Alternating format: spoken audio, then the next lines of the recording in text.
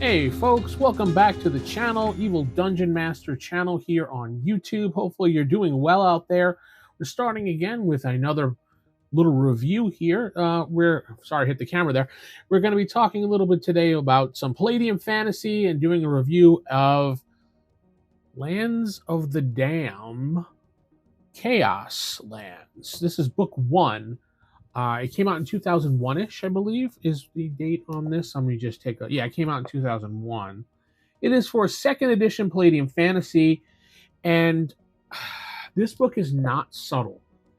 It's hostile, it's unforgiving, it's meant to scare players and pressure and give GMs about a lot of pressure when it came to this book.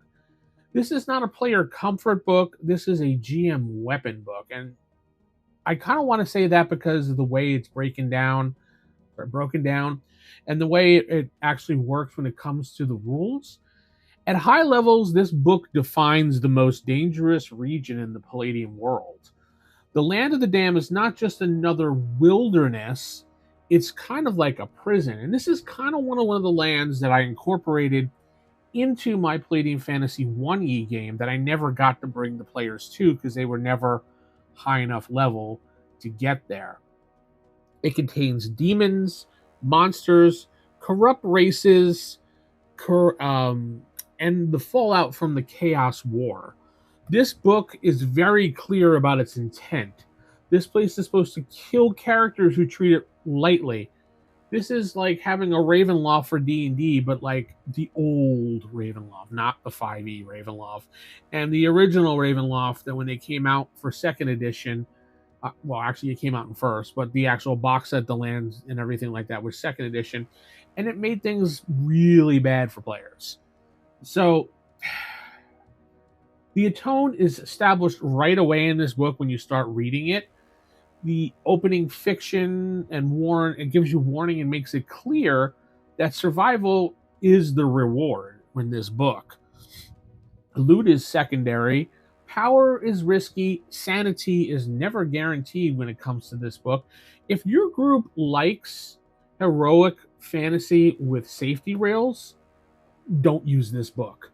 This is definitely not a book for them.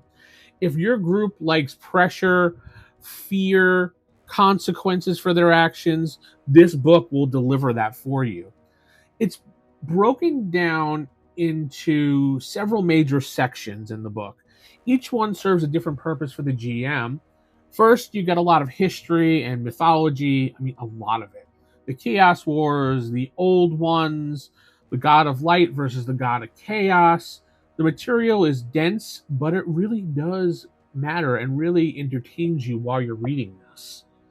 I've always loved reading Palladium books. They have some great fantasy when it comes to, not fantasy, some great fiction when it comes to these books. So it explains why the lands exist and why it cannot be fixed easily. This is kind of important when it comes to the tone of this book and the campaign. The Land of the Dam is not broken because somebody failed. It's broken because the world survives something worse. Then the book moves into the geography, talking about the mountains, the rifts, the death zones, frozen passes, vertical travel, avalanches, extreme cold, starvation, and exhaustion when it comes to this book. This section is one of the strongest parts of the book when it comes to environmental danger, and it's treated seriously just like monsters. You don't just roll initiative and fight when it comes to stuff. You track food, you track cold, you track fatigue. You make hard calls about pressing forward or turning back. A party could die without ever drawing a sword. And a lot of people are like, ooh, that's not possible. Yeah, it is. With this book, it really is when it comes to the environment and stuff like that. Next comes the monster content. And there is quite a bit of it in this book. This book is packed with creatures, new monsters, corrupt animals, demonic minions, fallen races, and failed creatures. These are not your balanced encounters. This is intentionally done the way it is, like it should be when it comes to fantasy games. You're not superheroes. You're going there, you're exploring the world, adventurers, and maybe you might have some abilities at this point when you're entering this land, but you're not going to be running around going, haha, I can kill anything. So, no. Some monsters exist in this book and should be avoided. Some exist to wipe out careless groups that think they could just slaughter everything. If you're a 5e player for D&D, playing Palladium Fantasy 2e, which I assume you probably won't be because it's not your cup of tea, but if you are, be careful because those 5e mistakes will cost you your character's life. This book does expect the GM to use a lot of judgment. There in this book, there's also some dying races, entire peoples pushed to extinction by chaos. This adds weight to the setting when it comes to these things. The monsters are not random; they are a result of the history. One of the most useful tools in the book is the rumor system. We'll get into that later on, maybe. Rumor tables are scattered throughout this book, so you may find something here, might find something there. They're not clean quest hooks, they're lies, half-truths, and misunderstandings. This matters because players should never really fully trust what they hear about anything in this place. This supports that uncertainty mechanically and narratively. So, take it how you want to take it. Later on, the chapters in this book push into outright hell territory. Demons, devils, Hades, the Abyss, faction lords, infernal politics. This is where the book connects directly to Rifts and the broader megaverse in a whole. You can run this as pure fantasy. You can also run this, it ties into dimensional travel with cosmic threats. The book never forces that choice. It just opens the door. While this book is written for Palladium Fantasy 2e in mind, it can be easily, like I said, used in the broader megaverse and used with any of the other Rifts or Robotech or whatever you want supplements. Gather them up, move them out, and go and try.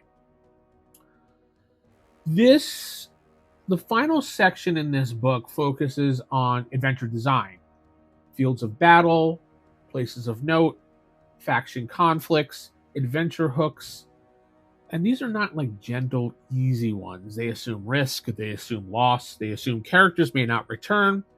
This book repeatedly tells the GM something important over and over.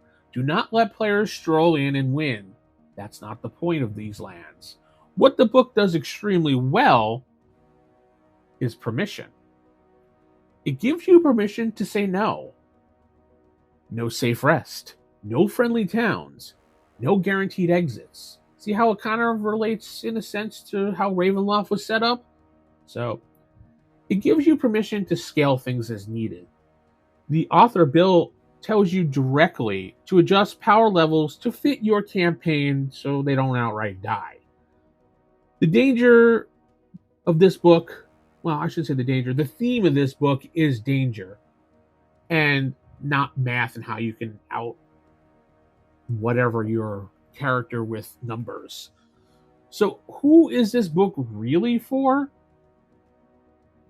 Experienced GMs. This is for a group who accepts a challenge of possible character death as part of their play. This is for a campaign that wants a forbidden place on the map that actually deserves a warning. This could be the rumor lands. This could be like, the speak they talk about in the woods, or, there's the mountains, and the mountains cover, that's how I was handling the chaos lands in my campaign. Giving them warning, giving them prep, and, just trying to set it up. This is not an intro product. This is not, pick it up, we're going to run a Chaos Lands campaign, unless you start, your characters at a higher level. You don't drop this into your campaign without reading and prepping big time for it. If you use this book well, the Land of the Dam becomes a looming threat. Sometimes players talk about this for years before entering the book. And my campaign, we did it for maybe about a year before we even got anywhere near this land in my campaign. And they were kind of planning to go into this, but then we stopped playing the campaign. This should be something that if the GM has this book, players should worry. They should fear. That's the value of this book. If you're running Palladium Fantasy and want a true end game type region, this book earns its place right up there. If you want horror without switching systems, this book will support it. If you want consequences baked into the setting, this book delivers. The Land of the Damned 1, Chaos Lands, does exactly what it promises. It creates a place where survival is a victory. Everything else is optional when it comes to this. You can go to palladiumfantasy.com and check out their store and pick up this book. You can probably get it pretty cheaply on Drive-Thru RPG. There's usually a sale for Palladium books. You can find these secondhand as well. A lot of times, half-price books, if you have one of those in your area, have these on the shelf. Tons of just Palladium books sitting on the shelf, almost brand new. Now, I got this a long time ago, and then I had a whole bunch of people sign it when I went to a convention of Gen Con. So, tell me what you think about Chaos Lands in the comment, Land of the Damned. And then we'll talk about Chaos Lands, Land of the Damned 2 in our next video on how that is compared to this one. This is a book, again, I can't stress enough how much I was excited about trying to get my group into this land, because it was the equivalent of having like a Ravenlofty-ish setting. Now, it's not exactly the same thing, but it's kind of like their version of it, maybe. I don't know. I'd like to hear your thoughts, your comments, and everything else. Don't forget, you can always email me, askthedm@theevildm.com. You can hit me up on X at theevildm.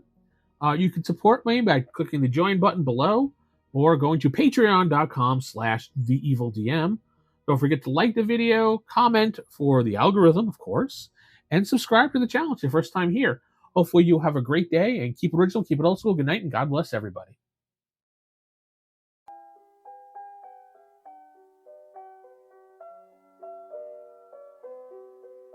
Don't ever laugh as the hearse goes by, for you may be the